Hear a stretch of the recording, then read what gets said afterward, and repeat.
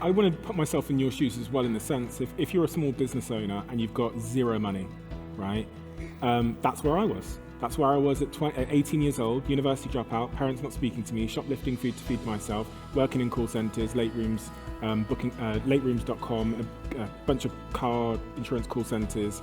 That was my life, and I had an idea, and I had zero money, and I had no parents. My mum had completely disowned me, didn't speak to me for 2 years, and I wanted to build a website. Okay, folks, my next guest really needs little or no introduction.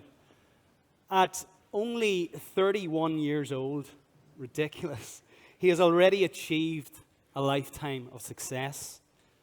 His enviable dairy of a CEO is the UK's #1 podcast and blazing a trail across the globe. If anyone hasn't found that podcast yet, I urge you to go and find it. He's a formidable entrepreneur, an accomplished investor in some of the most disruptive global brands, a Sunday Times bestselling author and founder of thirdweb, Flight Story, and Flight Fund, his own private equity fund. In 2022, he joined as the youngest ever investor on the BBC's hit show Dragon's Den. Stephen has received a host of awards, most notably listed on the Powerlist, which captures the most influential Black Britons and aims to celebrate the achievements of the most influential people of African, Caribbean, and African American heritage in the UK. Folks, it is my great, great pleasure to introduce to the stage the ridiculously accomplished Stephen Bartlett.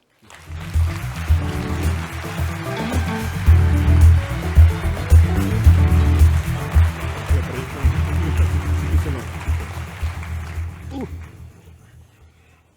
Did you hear that sound I made when I sat down then? I'm getting old. Ooh. Get out of it. I'm 48, you're 31. And this man has just proved to us all that age is no barrier at all. 7.5 decades on the planet. Wow. Which I start to think, what can you do in the next 4.5 decades, given what you've achieved in the last decade? Look, Stephen, first of all, very welcome to Belfast. I believe it's your first time here. It is, yeah. Thank you for having me. You're very, very welcome. Thanks. Delighted for you to be here. Yes. We were chatting before you came on. You know, our vision is to inspire, connect, and enable millions of ambitious leaders of small to medium-sized enterprises to scale with purpose. Is the reason for this summit today. So what does scaling with purpose mean to you? When I hear that, I think of a conversation I had with a friend of mine many years ago. He's actually the founder of Leon. Do you know Leon? The sandwich, yeah, I met 6 or 7 years ago. He said to me, the thing, Stephen, in business is you need to make sure you don't cut down the rainforest and then donate to the bees. And what he really meant was, what a lot of companies tend to do when they're building or acting in purpose or they're thinking beyond themselves is they take a really short-term approach to get there. And then to sort of repent for that, they then try and they sort of bolt on something purposeful. And there's a number of reasons why that doesn't actually work out, and it's better to take a different approach. What I've come to learn as a CEO, we have lots of different companies around the world. I invest in about 40 different companies. I spent a year working in psychedelics, the Flight Story group now, which is the fund, the studio, the Flight Story, which is the marketing business, and thirdweb, the software business, is it actually serves our business interests to start with purpose. And the way that I think about it, so there's lots of ways we can come at this. The first is, it's really, really clear to me that if I want to retain people in my company, great staff, specifically younger staff, but broadly all staff, and I can explain why, I need to deliver upon 5 things. The first is I need to give them all a sense of forward motion in their work, which is that as Sir David Brailsford, the performance director of the English cycling team, called it, the feeling like we're going somewhere. He told me that's the thing that lifted up that British cycling team that were down and out and depressed. It wasn't just the marginal gains that everybody knows him for. It wasn't just making the water bottles bigger. He said the thing that got them in the workshop till 1 a.m. was all those marginal gains create this thing called the progress principle, which make people feel like they're going somewhere. That sense of forward motion. But forward motion is only meaningful if it comes with meaning, or else it's just being busy. And that's really where purpose comes in for me. If you want to keep people retained and excited about a mission, they have to have a deep sense of meaning or purpose. And it doesn't matter what it is for me, because Holly and my team will tell you her meaning and purpose comes from something that we do in this side of the office, Jack will tell you it comes from this. It doesn't actually matter as long as you can go up to everyone in your company, tap them on the shoulder, and ask them the question, where are we going and why does it matter to you? If your team can answer that question, I promise you, they're probably not going to quit in the next 12 months. The minute they can no longer answer that question, I find you have a problem. And then the last two there, so we've got forward motion, challenge, super important, which is they need to be swimming at the right depth to keep them engaged. Too shallow, they lose motivation. Too deep, they lose motivation. Everyone's depth is different. And then the fifth one there is working with a group of people that you really like. If your team members have those 5 things, purpose is at the very heart of it, then they'll be engaged. If you remove any one of these, I think this is when you encounter what they call burnout. So if you aren't working with a supportive group of people, if you remove the purpose and the meaning from the work, if you're not sufficiently challenged, if you don't have a sense of forward motion, and the fifth one is autonomy and control. If you don't feel like you have sufficient autonomy of control, remove any one of those, I think people typically end up in a burnout stage where they look to move on. So meaning and purpose is at the very heart of what we do. Yeah, that's a lovely nod to quite a number of the principles in our Scale X10 principle framework. So look, over the course of the next 40 minutes, I really want to delve in and leverage your experience, your extensive marketing expertise, your business scaling expertise, your investing expertise, and of course, tap into some of the incredible guests you've had on the podcast. Having read your book, and this is my second copy, I left the first copy in Vietnam and had it absolutely defaced. You write specifically, and you write extensively in the first pillar about self and really self-story. So I want for you to share with the audience the importance of self-story, and especially in the context of scaling, because I think it's the context for everything else. And maybe share with the audience first, you're hearing that concept of self-story for the first time, what it actually is. Chris Eubank Jr., who's the championship boxer, the son of Chris Eubank, the famous sort of legendary boxer, was at my house, and he said to me when I was speaking to him that if he's on the treadmill and he's told himself he's going to run 10 miles on that treadmill that day, and he gets cramp in his leg at 9 miles, and there's nobody there watching, he says to me, I have to limp the last mile because, quote, I can't let the demons in. And I go, what do you mean by the demons? He goes, well, I'm a championship boxer, so if I've created a narrative in my head that I'm the type of person that gives in when things get difficult, then when I'm in the 12th round of a championship fight, that story is going to be written into my head. And really this speaks to what belief and self-belief is at its essence, because I think I grew up believing that I could choose my beliefs.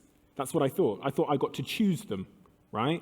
But if I ran a simple experiment on this audience now and asked you, if I held someone you love at gunpoint, let's say, and I say that I'm not going to release them unless you believe that I am the spaghetti monster.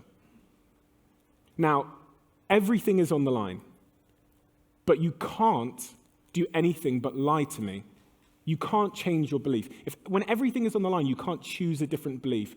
It kind of springs this question, is there any belief you have in your life that you could unchoose? I, from the work that I've done, don't believe there is. I believe all of our beliefs are based on subjective evidence that we've interpreted or accepted as true, whether it's objectively true or not. Every single belief we have. There's no belief I hold that I could right now unchoose if you paid me. I could lie, but in order to change the belief that science shows, we need new evidence. And this is really what this self-story idea is. It's all of the evidence we have about ourselves, about who we are and where we're going, comes from this undeniable stack of evidence that we've accepted as true. The way, therefore, to change that is to put ourselves in situations where we're exposed to evidence, which is new information that counteracts what we currently believe. It's the advice I'd give to my children if they wanted to be a public speaker on stage. I could, tell them they're great and all that kind of stuff, but the most compelling evidence is evidence we interpret through our own first-party senses. And in the context of business, I think every business is writing a self-story in everything they do. I actually learned this from Gary Neville, who told me stories about Sir Alex Ferguson. He said to me, listen, Sir Alex Ferguson, and all of the United players have told me, about 7 of them I've interviewed and about 4 of them I'm friends with, they said Sir Alex Ferguson wasn't the best tactician in the world. He wasn't the best strategist as a manager in the world. The one thing he had is he was the best at culture and man management. And I go, give me an example. And he told me, for example, that Sir Alex Ferguson only ever went in the training ground dressing room twice in 27 years. I went, why? He goes, the culture was in there. So when the culture's strong, it becomes self-policing. When the culture's strong, new people become the culture doesn't become the new people. He told me that when the lads went into the training ground dressing room, if they walked past Janet, who was there signing the charity balls, and they didn't sign the charity balls, Sir Alex Ferguson would blow up at them. Because I think what he intuitively knew was that not signing those balls was altering the team's self-story. It was making them less humble, making them care less about the small stuff, and really like a sign that they'd forgotten where they'd come from. So every small thing is this stack of undeniable evidence, and it's the same in business. Everything you do, even the smallest things, ends up telling you everything about everything you do. And it also informs what you and your team will do going forward. And I think that is, if there's ever been a case for sweating the small stuff in business, I think that is probably it. Yeah. Let's stay on that for a moment. So I'm curious to understand, given that beliefs will either empower your scaling ambition or disempower, other than having to change a belief that the spaghetti monster isn't real, what beliefs have you had to change in the last 10 years that has been a catalyst for your success? Yeah, and as you were saying that, I was thinking about the earlier example I gave of Sir David Brailsford, this whole idea that we were going somewhere. Sir David Brailsford told me that team were, like he said, depressed and down and out. They'd won nothing, and the press was on their back. They believed they were failures. The way that he got them from there to becoming the greatest British cycling team of all time was those small gains that he found in the tyres and the water bottles, those small marginal gains were stacks of evidence that the team were improving, and that is really what the progress principle is. It's finding small ways to improve because that becomes evidence, and after a short period of time, as he said, they're in the bike workshop, a team that was going home at 5 o'clock every day, and that was kind of had counted themselves out, were in the bike workshop till 1 a.m., super fired up, feeling like they were taking over the world. That's what progress does. In my life, the biggest change, the most important change to my self-story, really, I was the type of person, and I'm sure a lot of people can relate, that announced to myself every year that I was going to get my health in order. I was going to start working out in the gym. I'd tell everybody, listen, I'm going to go to the gym every day this year, and then it would never happen. And then the pandemic rolled around, and in March 2020, as I saw this sort of the global impact of health and realized that it's actually the foundation of everything, which I'd never realized at 29 years old. I didn't realize health was that important. It caused a huge shift in my mind. It was evidence for me. I looked into this screen, trapped in an apartment in New York, I think at the time, and I got new evidence about my health. I realized that, just like this table, pretend this is my girlfriend, this is my dog, this is my mum, and let's say this is all of my career aspirations and every business I own and have ever invested in. Now, you can remove my dog from the table. I still have everything else. You can remove my girlfriend, God forbid. Careful. You can remove even all of my businesses, and I still have everything else on the table. I still have my mum. But when you remove the table, I lose everything. And the table is my health. The table is the tectonic plate that sits beneath it all. So if logically I understand that my health is my first foundation, it's my first priority, then why isn't that reflected in my calendar? Because the true expression of our priorities isn't what we say, it is how we allocate our time. And so, every single day since March 2020, pretty much every day, we're at 94%-ish of days, I have time allocated in my calendar to take care of my health. Because it is my first foundation, therefore it should be my first priority. And that was a really big shift in my life, because I really struggled to find the discipline. And I spent some time, as I talk about in the book, trying to figure out why my discipline changed and why we have discipline for anything. And I wrote up this little equation, which seems to hold, which is discipline equals the strength of our why, let's call it. So that's why the goal matters to us, plus the reward we get from the pursuit of the goal, minus the cost of the pursuit of the goal. So in the context of DJing, for example, I decided I really wanted to DJ, fell in love with music all over again, got really into DJing. The pursuit of the goal, which is actually the practice of DJing, is so enjoyable. It's like therapy. And I made it even more enjoyable by putting the DJ equipment on my kitchen counter and not moving it. One click and the whole system turns on. And to reduce the cost of the pursuit of the goal, again, I made it super accessible, bought all the best equipment that I could possibly get and put it right in front of me. And I think any area of your life where there's a high why, the reward of the pursuit is strong, and you've limited the cost of the pursuit, then you'll find discipline. And you can run that through any framework: parenting, taking the bins out in the morning, etc. I love that, and your belief around exercise resonates really strongly. I believe everything is downstream from physical fitness, physical health. So Sleep, absolutely. Big, yeah. There was a few of us didn't get so much sleep last night, but so I want to stay on the psyche theme for a moment, but in the context of marketing, enabling, scaling. Mm-hmm. You mention in your book that a business should shoot their psychological moonshots first. What do you mean by this, and why is it important? Yeah, I think in business we tend to think the way to improve is to focus on fixing reality or investing in reality. And what Rory Sutherland said to me, who's one of the sort of chief advertising officers at Ogilvy, is he said, take the train line, for example. It takes about 2 hours 20 to get from Manchester to London, right? They're investing billions and billions of pounds in this new HS rail line that's going to cut down train times by about 40 minutes. He says, in fact, in that situation, it would be much more effective just to improve the Wi-Fi and run more trains on the existing train line than spend billions of dollars in building new train lines that go underneath the ground and tear up civilization, because it's much cheaper and more effective to invest in perception than it is reality. And some brands know this intuitively. Some brands focus first on improving the perception versus the reality. I'll give you another example. Domino's Pizza struggled for many, many years because when people ordered the pizzas from Domino's, they would then call up Domino's and pepper their phone line asking where their pizza is. And this would actually slow down the pizzas because the person cooking the pizza had to go over to the phone and just answer the phones the whole time. And they tried a bunch of different things. They tried hot bags, so your pizza was guaranteed to arrive hot, so people wouldn't complain. They tried money-back guarantees. None of it worked. Then eventually they did a little bit of research and found that the worst thing holding back customer experience was this thing called uncertainty anxiety. So instead of investing loads of money in new staff and more staff and faster cars and hot bags, all they did was put up something on their website called the Domino's Pizza Tracker. And it completely changed the business, which just showed you where your pizza was. And so instead of investing billions in infrastructure, they invested a small amount in tackling psychology, and that completely changed their business. People stopped calling the phone, they could reduce their staff costs, and you see these psychological moonshots everywhere. Skyscanner, hotel booking websites, flight booking websites.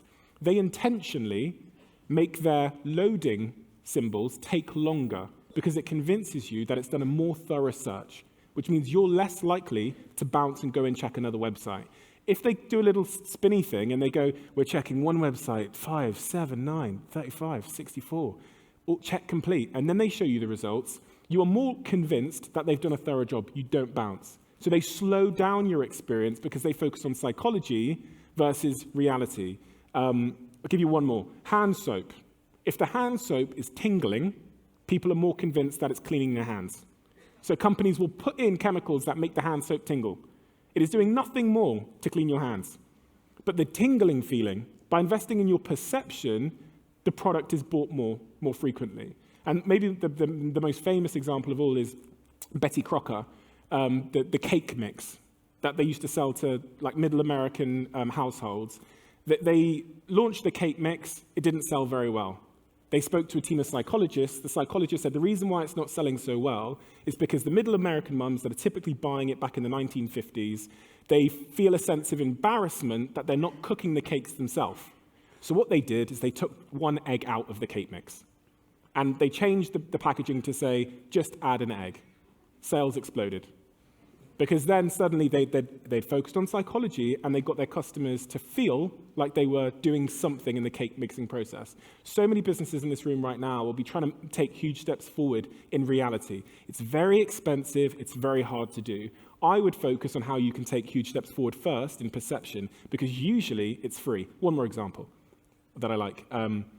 One of the most obvious examples you'll all be exposed to without knowing it is Apple, what they do in their stores. If you ever went into an electronic store before Apple, it was like a jungle of wires, just gadgets everywhere. What Apple did is they simulated an art gallery. They've never said this, but I know that this is what they did. You walk into their store, they have an iPhone, and they give it loads of space. Intuitively, you know real estate costs a lot of money. So in your head, what you're doing is you're pouring the value of the real estate, the inefficiency that they've given this device, into the device. By framing it as scarce, like there's only one of them, and giving it all of that space, you pour the real estate into the device. Therefore, you will pay $2,000 for a smartphone. If there was just stacks of them everywhere, your perception, because of scarcity biases, would go down, your perception of the value. So, yeah. Brilliant. I love your examples there. We interviewed actually Mark Logan, who was the COO and early founder of Skyscanner for our own book, a wonderful exemplar of a scaling story. And I can relate to the hardship in baking for ladies of a certain generation. If there wasn't hardship at home for my mum making something, then she wouldn't do it. She had to be a martyr. But I want to stay on the marketing theme for a moment, because I came from an era where marketing for me was a nice brochure and maybe going to a trade show. And things have changed so much. Yeah. You know, there's algorithms, there's SEO, there's AI now that we have to contend with. Yeah. We're simple people in this part of the world. And, well, I'm going to speak for myself there. What 3 tactics can you give to our audience today, fundamentals for marketing, that they should action when they leave here today? So the first one I'm going to share is about how to grow a following on social media. And it's a very simple principle. It's a very simple principle, but it doesn't seem to land very well. And I say this because I've told many a small business, and then I watch what they then do. I'd say there's about a 50% success rate. The way that you grow a social media channel, put very simply, any social media channel on any platform, is you give value for strangers. Sounds simple, let me explain, because it's not. So what tends to happen if someone has a toothpaste business, when you look at their social media feeds, what you'll typically see, especially if they're a startup, is you'll see them posting photos of them in the office, right? That's value for your mum and your dad, people that know you. That's value for your friends. That's not going to expand your following. To expand your following, you need new people to come in, new people that don't know you, that don't know how hard you've worked and that don't care about your dog, strangers. You need to give them something that they want. So in the case of toothpaste businesses, you go on there, they've got a bit.ly link to 10% off their toothpaste. Again, that's value for you, right? They've got a photo of the office dog running around. That's value for people that know who that dog is. They've got a photo of the founders sat in the office chilling.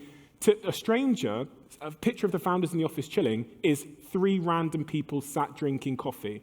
It's not Dave, Joanne, and Lindsay. Thinking through the lens of strangers and focusing every single post you do on giving them value is how you grow a social media channel. So in the context of a toothpaste company, one thing you can do to give values for strangers is do posts that educate people on oral health. If you post that, what happens is someone picks it up, they put it in their WhatsApp group, they put it on their story, they engage with it. If they dwell on it long enough, it puts it in the discovery section.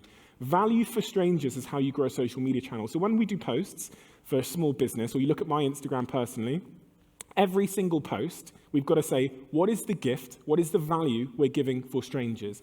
People find it impossible to get out of their own heads because they've worked so long in their own business that they think everything is valuable. They think 5% off on our minty toothpaste is valuable.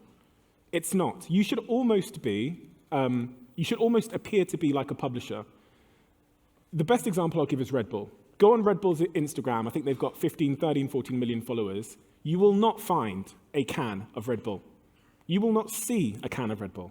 You scroll and scroll and scroll. They have never posted a can of Red Bull. They post entertainment, value for strangers. If your Instagram is 95% value for strangers, if I can go through every post or your LinkedIn and it's valuable for strangers, it will grow because people will pick it up and they'll share it with other strangers. Those strangers will come in. If it's value for you, your friends, and people that know you, it will never grow. Your engagement will slowly see this declining trend. You'll probably become demoralized and think that you just don't get it. It's because you're viewing social media as a megaphone that you shout through about yourself. In the case of, as I said, dentist company, what you should really be doing is saying, okay, we're a dental business, we sell toothpaste, so our content strategy is all about giving value on the subject matter of oral health. That can be getting in amazing dentists and then giving tips. That can be posting quotes and facts and figures about oral health that nobody knew, that people are likely to share, like a fishing rod that will bring new people into your community. So that's point number one, this idea of value for strangers. Every post should be done through the lens of, is this valuable for a stranger that doesn't care about our brand, doesn't know who we are, doesn't care how hard we've worked. Number two, I'd say, because of social media in particular and the internet, I'd say just the importance of the first 5 seconds, which I talk about as one of the laws in the book. Mr. Beast, who's the greatest YouTuber of all time, he's got almost 200 million followers, 200 million subscribers on YouTube. The defining thing that he knows about social media that you'll see in every single video you watch of his is the first 5 to 10 seconds is the most important. We see it on all of our retention graphs, and I've seen it for 15 years, that on some social platforms, we lose 80% of people in the first 10 seconds. In the podcast, on YouTube, we lose 60% of people in the first 10 seconds of a 2-hour video. So if any part of this piece of content, and it's the same on Instagram, depending on the post, if in a video you might lose 70% of people in the first 10 seconds. So what part of the video is the most important? Because if you can keep a higher percentage in the first 5-10 seconds, that means you're going to get better retention through quarter 1, 2, 3, 4. So what Mr. Beast does at the start of every YouTube video he's ever done, he doesn't say, hi, my name's Mr. Beast, thank you for coming back to my videos, here's a jingle, here's a logo. No. This is how his videos start.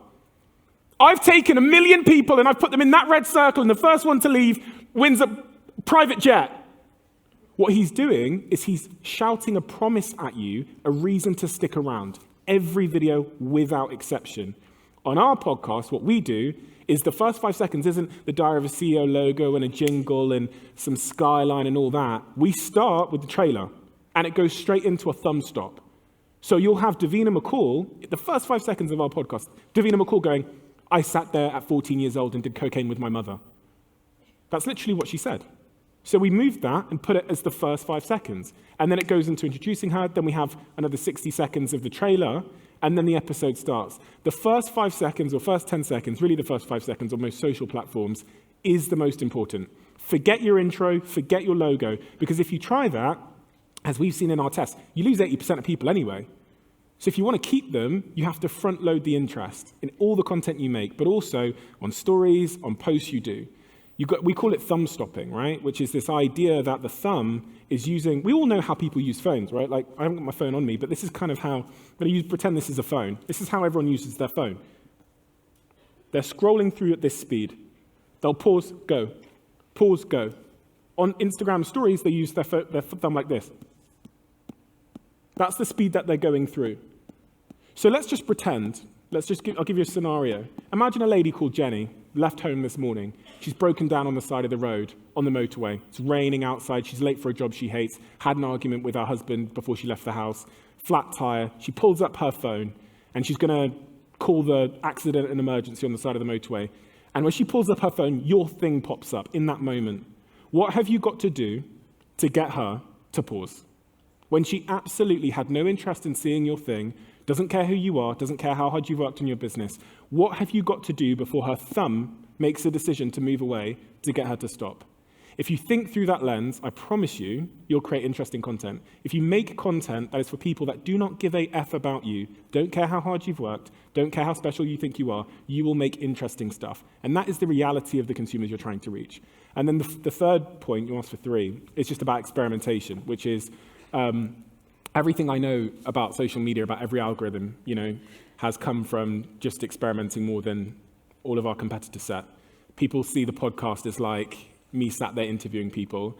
We see it as a scientific experimentation. Like, we have a full-time data scientist in the team from Deloitte and Nike that we stole. We've got a full-time head of experimentation. And my thesis here is that as the world continues to change at the rate it's changing, where if you're a 40-year-old now, by the age of 60, you'll experience a year's change in 3 months. If you're 10 now, you'll experience a year's change in 11 days by the time you're 60. The exponential rate of change is increasing. Now this whole AI thing, we've had the blockchain revolution. All of this is going to accelerate.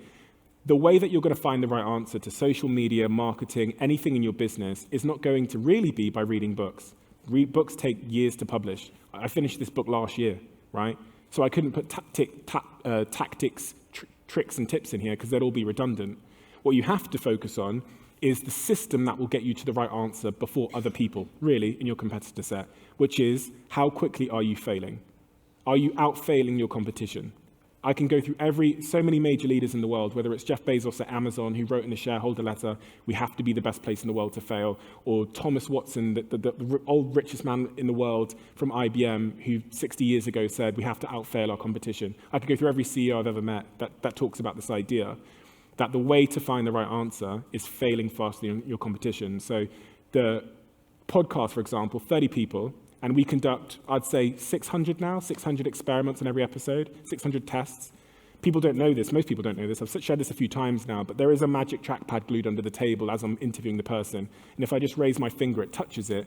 AI is recording what they're saying, highlights the bits that I found interesting, sends it through the wall to my team, who then pick it up and do, on a good episode, maybe 200 A/B tests on what they said to find the most interesting subjects for the thumbnail, title, and description. And we see a 2,000% variance in something that was interesting and something that isn't, which is a 2,000% increase in clicks.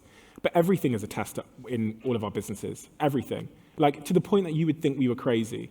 CO2 levels in the room, we tested that, because apparently if you get over 1,000 parts per million of CO2, cognitive performance dips by, it's like having 2 beers, we were told by a scientist. Temperature of the room. The music we play when Daniel Ek, the founder of Spotify, walks in. He walked in, the first thing he says on camera is, I love this music. We go, yeah, we know. Swedish house mafia. Israel Adesanya, the UFC champion, when he walked in, he goes, man, one of my favorite songs. I go, yeah. I was like, yeah, we know. Like, Nipsey Hussle's Double Up. It's the song that makes you open up. Because our approach to finding the right answer is purely increasing our team's experimentation rate, which is conducting more experiments in a measured way, which means looking at the results and analytics, and then conducting more. So even this month, I can tell you how many experiments we've conducted because I have a head of experimentation who reports to me every single week on our experimentation and failure rate. That is really the system. I don't know what the social media algorithms are going to be like in 6 months from now. I don't know. But in 6 months from now, I will know. Because we will have conducted so many experiments that we're going to, like, even I remember last night before I flew here, I saying to my marketing director, we need to start experimenting on social media clips to see what the best format in the world for a social media clip is. So what we're doing is we take social media clip of Steve talking on stage right now, right?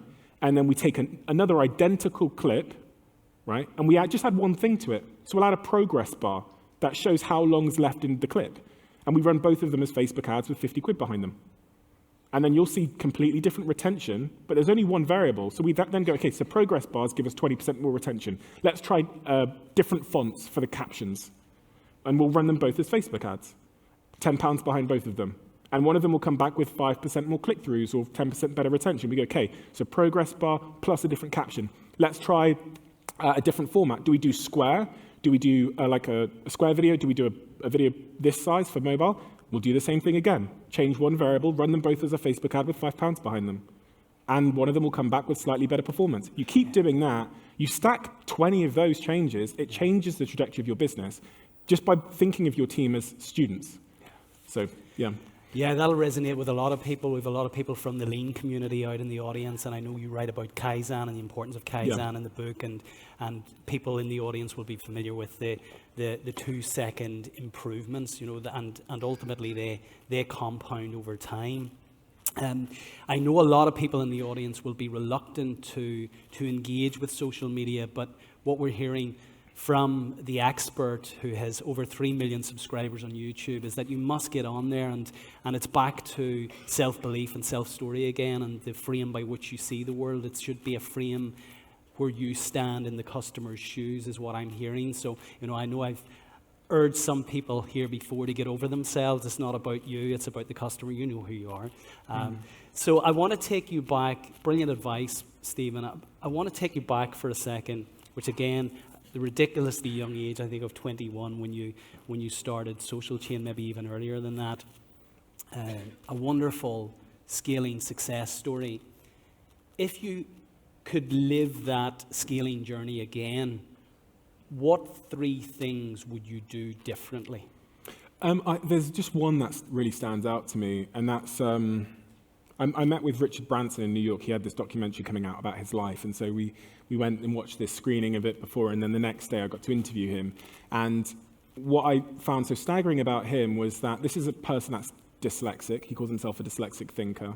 He's not particularly good at spelling, not particularly good at maths, to a pretty extreme extent, to the point that he told me at 50 years old, while he was running one of the biggest commercial groups in Europe, this multi-billion-dollar group called the Virgin Group, in a meeting he was having with his board, they were talking about the net profit of the company, and he clearly didn't understand what they were talking about. And his CFO looks over to him and knows that he doesn't know what net profit is. He's 50 and he's a multi-billionaire, doesn't know what net profit is.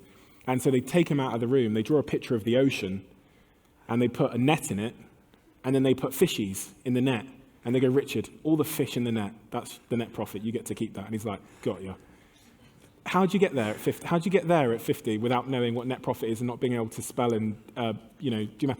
The reason he got there is because when he's faced with a challenge in business, he asks who, not how. And I remember watching my girlfriend, she's just started a breathwork business called Barley Breathwork. I should probably plug it. barleybreathwork.com. Tell us what it is again, Stephen. So she does like breathwork sessions and stuff like that. And I watch her on her laptop, just sat there at night, just like killing herself, trying to figure out how to design a website and how to build a website. And I've got so much respect for her that she takes that approach, but I'm so lazy. Even when I was young, I just try to figure out who can do it for me.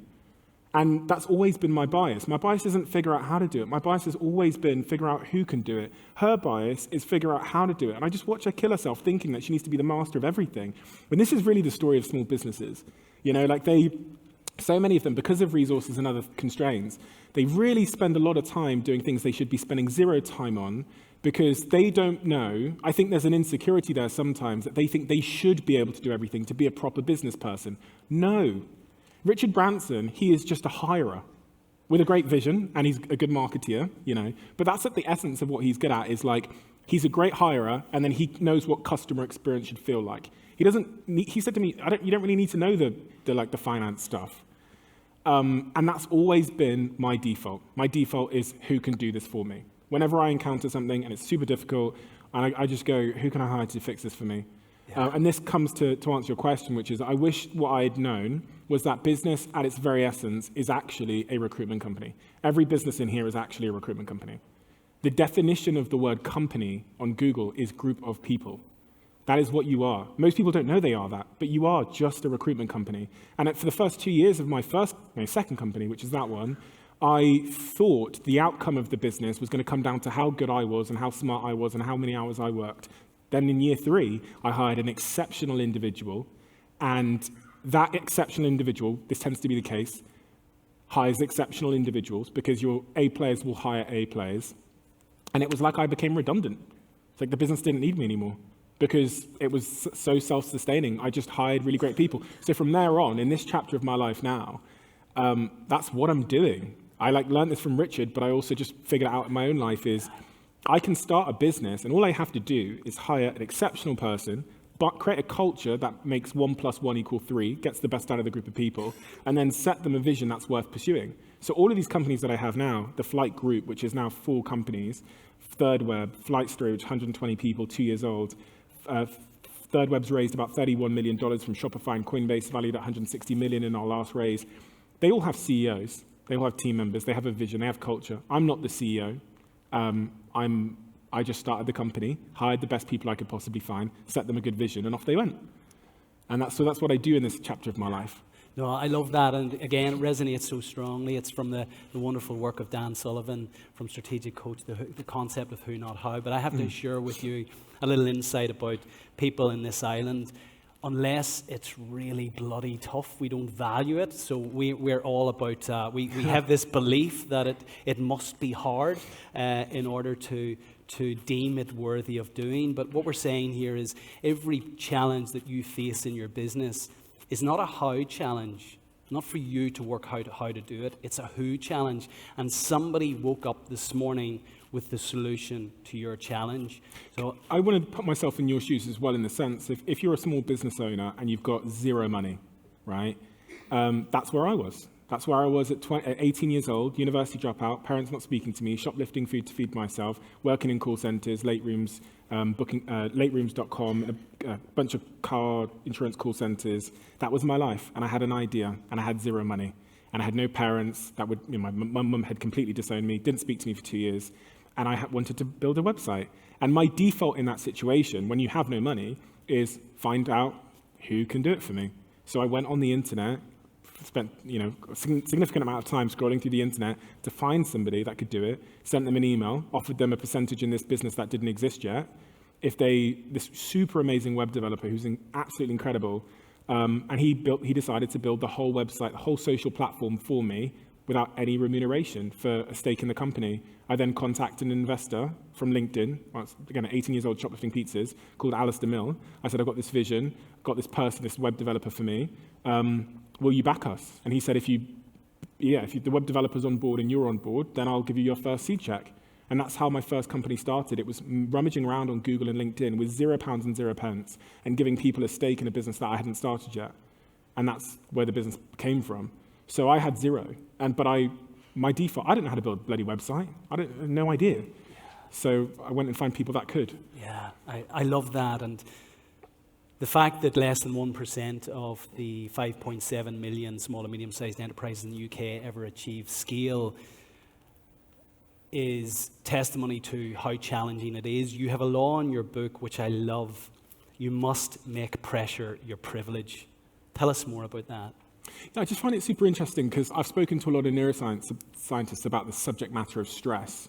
And the most interesting idea that I think I garnered from those conversations is that stress has a really subjective element to it, which is like the pressure we go through our lives and the stress we encounter. There is a really subjective element to that, i.e. two things can happen to two different people and they'll experience those things entirely differently, physiologically and psychologically. And it typically comes down to the way that you frame your pressure and your stress. If your stress and pressure has a lot of subjective meaning involved in it, then the physiological impacts it has on your body, your heart rate, your blood pressure, your cardiovascular health is diminished. There's one incredible study out of the University of Wisconsin where they asked 30,000 people in a study, is your life stressful? And do you believe stress is really, really bad for your health? Or words to that effect. They then used death records 8 years later to figure out how those people were getting on. And they found out that if you were one of the people that felt that your life was really stressful, then you had a 40% increase in your chance of being on that death register 8 years later, only if you perceived your stress as being unhealthy. So the stress itself wasn't the thing that was, detrimental to people. It was their framing of that stress and therefore their ability to kind of deal with it. This other point, which I think correlates to this, is in studies where people go through really adverse, difficult life events, their chance of all-cause mortality increases over the next year by 30% unless they share it with a group of people. Unless they share their stress with a group of people, a supportive group of people, then their chance of all-cause mortality is unchanged. Yeah.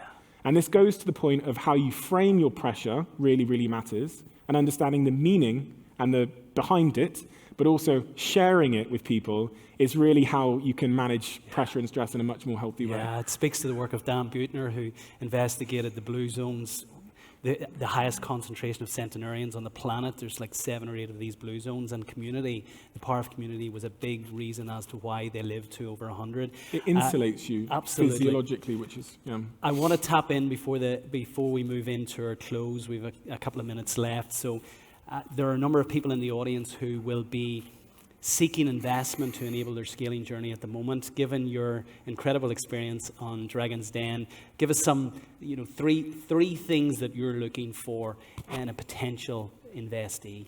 I told you the story about me being that university dropout that was stealing pizzas in Manchester, and then I contacted an investor on LinkedIn. Really interesting thing I'll never forget. After this guy called Alistair had agreed to invest in my company, I went and met him for the first time in London, which was for me like, oh my God, London. Went to London, sat in a restaurant, met him. I remember the day so vividly because someone came up, right, and they poured my water for me. And he, because this is not where I come from, he saw the reaction in my face to them pouring my water for me. I was like, This is, I'd reached the big time. And then he goes on at the end of the dinner to say to me, he goes, Steve, I don't really understand your business. I was, what do you mean you don't understand my business? He's like, yeah, I don't really understand your business. He goes, I just know you'll do something good, so that's why I invested. And I walked away, thought, what a fucking idiot. This guy. Genuinely, I thought some people have more money than sense. Absolutely crazy. Now I understand. From being an investor myself and investing in the den, as I sit there and 100 people walk in a year and they have a cupcake business, a floristry business, and a this business, and I really don't understand the industries, whether this thing they're pitching is product market fit in those industries. What I can understand is I can understand their character and I can match their character traits up to what I know every business is going to go through. And I can see if there's a match there. I know every business is hard. I know every hypothesis for every startup is wrong at first, and you have to pivot and change and adjust and shoulder roll and persevere. So I can look at them and say, and just judge them and say, do I think this person is going to be able to persevere when they find out that they're absolutely wrong? And those days where we all feel like giving up hit them 7 times in the face. Do I think they're going to persist? Do I think they have the humility to admit that they're wrong when their hypothesis and the data shows that they are? Or are they just going to be stubborn and stick to it? Do I believe when I call them, they're going to tell me the truth? If those 3 things alone are investable qualities, because investing in an idea you don't understand or a bad idea that's backed by a great entrepreneur has turned out for me to be a good investment. A great product with a bad entrepreneur is typically a bad investment. So for me, I come into the den and I'm like a savant trying to read them and understand them. Because whether this thing works out or not doesn't really matter. They're probably going to change it anyway in 6 months' time. It's about whether I can work with this person and whether they're a great entrepreneur. So it's about people. Brilliant. I have a closing tradition for all of the conversations that I have. You've interviewed more than 400 people at this stage. It's just incredible. Can you share with this audience today 3 timeless takeaways? The most prominent for me that always comes to mind is a guy called Mo Gawdat in episode 101, which ended up being the most shared podcast in the UK in 2022 on Apple. He said to me, you're happy when your expectations of how your life is supposed to be going are met. And I know this sounds so simple, but for me it was a really profound understanding that most of our happiness is actually determined by expectations. Therefore, you're unhappy when your expectations of how your life is supposed to be going are unmet. It explains why a kid from Botswana like me in Africa watched his mother have a hot bowl of jollof rice and just be euphoric, whereas I go to Mayfair in London and someone's medium rare steak not coming medium rare like they requested results in what I can only assume is visceral anger. It explains why the first time I got on a plane was 21 years old, other than flying from Africa, and I sat there on this plane at 21 years old like, oh my God, in economy, we're flying to Thailand, I couldn't believe it. Yet 5 years later, when I'm flying 50 weeks a year in first class, I'm just throwing my bag up and I'm just getting my laptop out as fast as I can to do my work. And on that day, looking over and seeing a lady I'll call Joanna, who was sat in business class next to me. She's clearly on her honeymoon with her husband Dave over here, and they're just putting on all the slippers and they're looking through the catalogue. She's drinking the champagne and that used to be me. That was me in economy 5 years ago. And the only thing that changed in my life was my expectations of my own life. And so the real learning from that, which came from that episode, was that's the controllable element of my happiness. When someone cuts me off in the morning, I have a decision I can make about what my expectations were that day. Did I expect the traffic to go perfectly? And to really realize this is what gratitude is so powerful, that my expectations, every step of my life, are being exceeded. They are being exceeded in every way. I'm a kid from Africa that, the youngest of 4 kids from Africa. My mum can't read or write still to this day. She left school at 5 years old.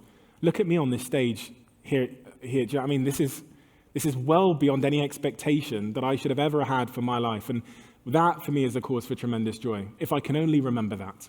So, yeah. Stephen.